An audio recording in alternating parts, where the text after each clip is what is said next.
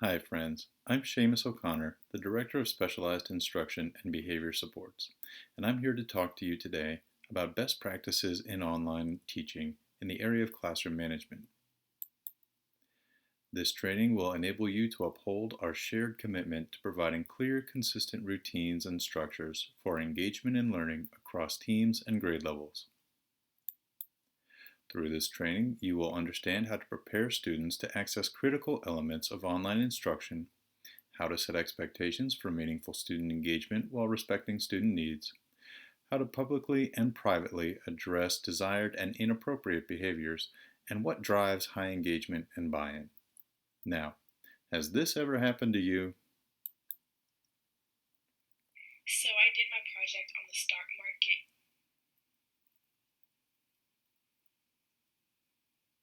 Crap. Our students are digital natives, well experienced in TikToks, Snapchats, and YouTubes. Given structure and clear expectations, they can do amazing things during online instruction.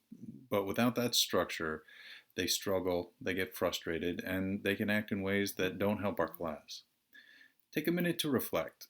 What kinds of behaviors and participation did your students do best during distance learning? And what types of behaviors and participations did you have to reinforce and remind students of constantly?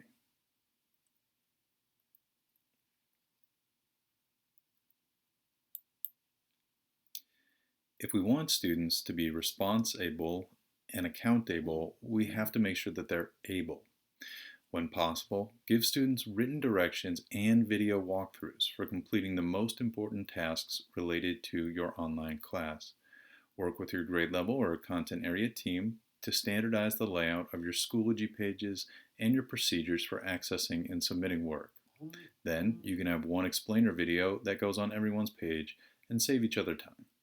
What follows is a clip from TJ teacher Megan Flazier's Schoology page, which helps students and parents understand how to find important information and what it will tell them.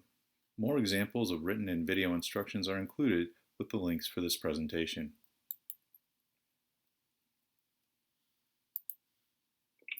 Now it's time to talk about where you're going to get the new content and how your online learning will look. So as you can see, I'm on our webpage. The first thing you're going to do is come over to where it says materials. You can either click that or click this little arrow and click the new content online learning. When that pops open, you'll see the first one says new content, week 1, April 14th through 17th, week view. This is going to give you it broken down by area. So the first week it'll be Monday through Friday for language arts, then math, and then content. The other one below it is week 1, day-by-day lessons, April 14th through 17th. This view is going to go through every day what you need to do. So you can look at it either by the week or by the day, however you think you will learn best. So I'm going to show you both views so you can see them. So if we click on this new content week 1, so when it opens up, this is what it's going to look like. And it goes day by day. Today is our teacher work day, so there's no content listed. But then as you look at each day, it will start with the lesson and it will tell you what you're working on. So tomorrow we're going to do introductions of all the teachers. And then if you look on Wednesday, you'll notice that you're doing compare and contrast. Thursday, compare and contrast after listening to the story Miss Rumphius. And Friday, compare and contrast with nonfiction. Thanks, Megan. Just like in the physical classroom, students perform best when routines are explicit and consistent. The more a student has to think about what they're supposed to do, the less they can engage their brain power with the content that they're actually encountering. Make sure your students know what's expected of them regarding asynchronous activities, responding to feedback, completing and submitting assignments, and following up on any missed classes or assignments. When you explain these routines, make sure you give your why. How does it benefit the student and the class for them to engage in the behaviors that you're asking of them? You may want to review these daily for the first 2 weeks even until they become second nature to the students.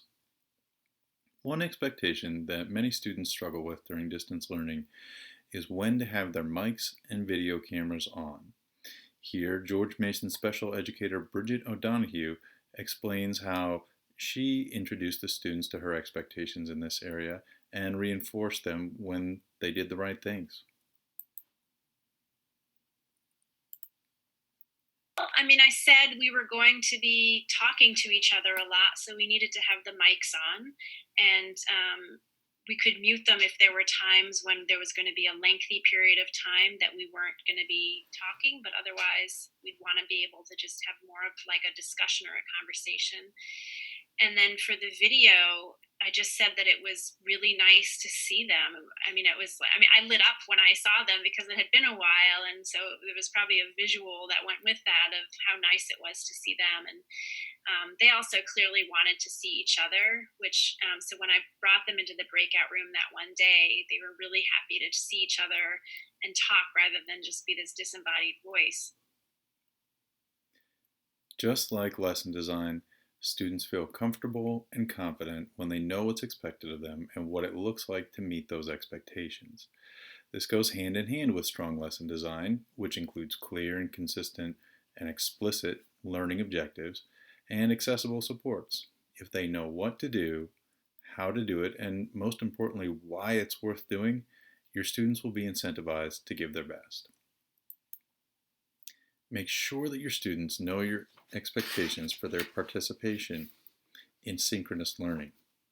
Think through all of the activities your students will take part in during online instruction and make your expectations known for each one. There is strong research in favor of cold calling students throughout class to ensure broad participation and engagement, as long as the cold calling is done in a non-threatening manner. Tell your students in advance that you'll be doing cold calling during portions of the class and what they can say or do if they get cold called but aren't sure about the answer. As long as they know what's coming and why it matters, students can adapt to any expectation. Once your students are engaged, you can maintain that momentum with frequent OTRs, or opportunities to respond. These are any break in which students are directed to process and speak to their understanding of the content just delivered. It can be whole class, like a fist to 5 check, individual, like a cold call, or in small groups using breakout rooms. Next, George Mason teacher Josh Singer describes his use of breakout rooms for OTRs that held all students accountable.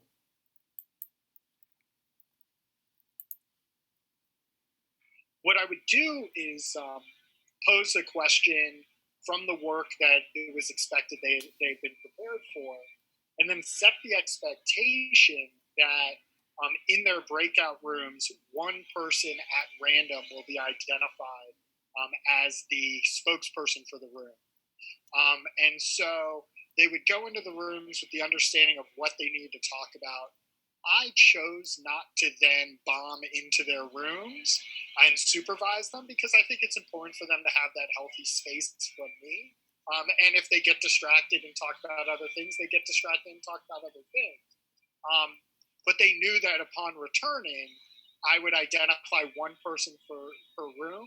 And then I actually used, like random.org to figure out which kid in the room would be the spokesperson and then which rooms would be reporting out at the start. Thanks, Josh. Tangible incentives like candy or stamps or stickers can't be used in an online environment.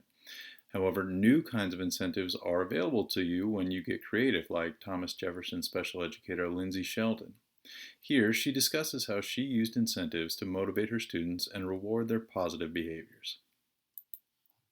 I had like one or two that were on kind of informal reward charts, and for them, rather than having like visual throughout the lessons, would say, okay, like we need to be really focused. We'll try to get this task done.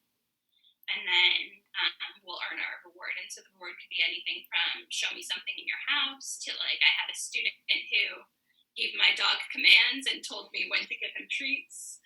And so little things like that at the end where if they needed that motivation to work toward something besides just the excitement of being done with the work, then figuring out what was motivating for them in that moment and how to provide that. So, one effective method of reinforcing positive behaviors related to completion of asynchronous work is to post and promote regularly scheduled shout-out videos. These videos give students valuable academic feedback, as well as a chance to demonstrate who met your expectations for following routines and directions. Next up, Mount Daniel teacher Beth Green gives shout-outs to some first graders on their work. Hello, everybody. This is your super shout out for the week of April 14th. I'm going to share my screen with you so you can see what it is I am shouting about. We are going to start, of course, with first grade because that's where this shout out is for. And the lesson that we've got here was Q is for Duck. So if you did Q is for Duck and you shared your work with me, then it's in this Q is for Duck pages by Fabulous First Graders folder. Wow, look at all of these. So the first shout out that I had for this week is for Nathan. And Nathan did E is for periodic table. Woo! E is for periodic table. And look, there's his picture of the periodic table. And Nathan says, can you figure out why? Boron is in the periodic table, so that's what he's got going on there. E is for periodic table because there are elements in the periodic table. Pretty cool. Great job, Nathan. That's amazing. How about Greer? Shout out for you today, Greer. Greer did her Q is for duck paper, and hers is B is for toothbrush. Why is B for toothbrush? Look at those colorful toothbrushes Greer drew. Because toothbrushes have bristles. Oh, I love that. What a great word, bristles. And then Greer even drew a picture and she's pointing to the bristles on the brush. Amazing job, Greer. Shout out for you. Nice work, kids. Next, we'll hear Beth describe her thinking behind the shout-out videos and how they reinforced her expectations.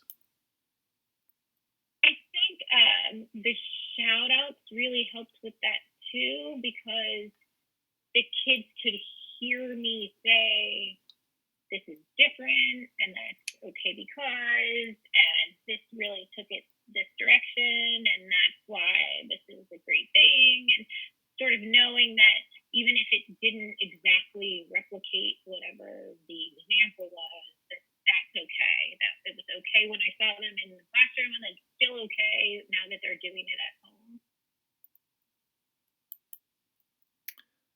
Online learning isn't a magically perfect place. Students will still misbehave or make poor choices in their public postings and comments.